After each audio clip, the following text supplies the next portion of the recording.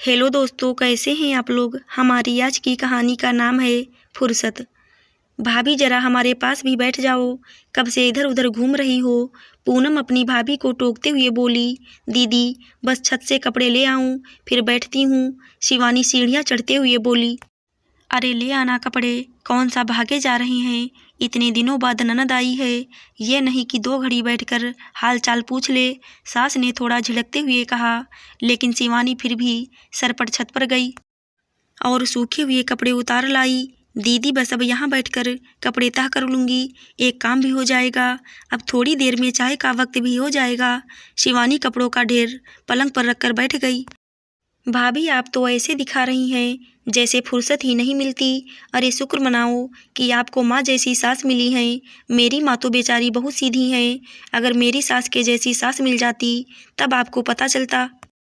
दिन भर ये करो वो करो लगाए रखती हैं, मजाल 2 घड़ी आराम कर लूँ।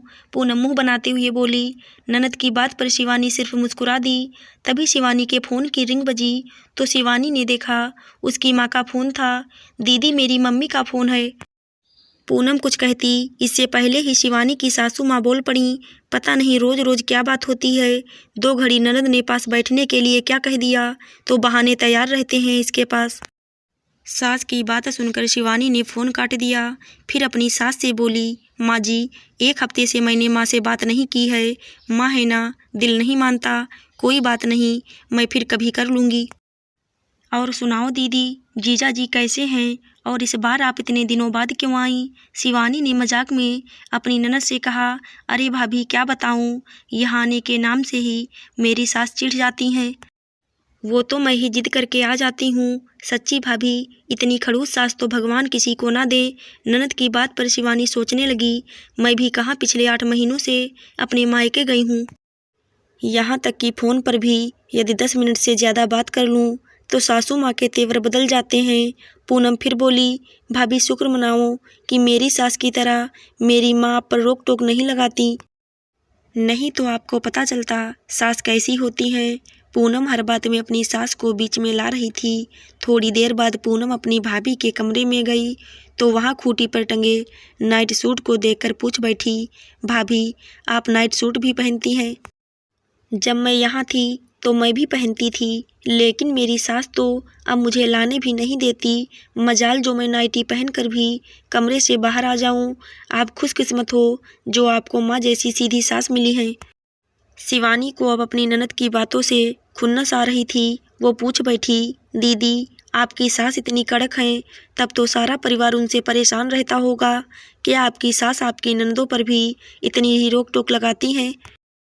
अरे नहीं भाभी, बेटियों को तो उन्होंने सर पर चढ़ा रखा है। सारी रोक टोक तो मेरे ही ऊपर रहती है। बेटियां तो माँ की लाडली है ना, उन्हें भला अपनी माँ से क्या परेशानी होगी। पूनम बोली।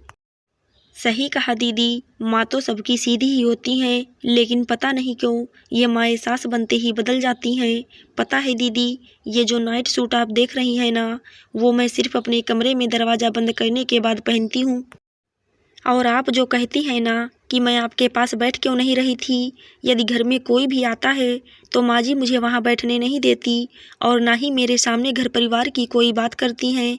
कहती हैं कि बहुओं को घर के भेद देने से बात घर के बाहर निकल जाती है। सच बताऊं तो दीदी, आपकी माँ सचमुच बहुत सीधी हैं, लेकिन मेरी तो वो सास ही हैं। और इसमें कोई नई बात नहीं है दीदी, क्योंकि सास बनने के बाद बहू को नियमों में बांध कर रखना शायद वो अपनी जिम्मेदारी समझती हैं। ये बात शायद मेरी माँ पर भी लागू होती है। शिवानी मुस्कुराते हुए बोली। पूनम निःशब्द से अपनी भाभी की बात सुन रही थी।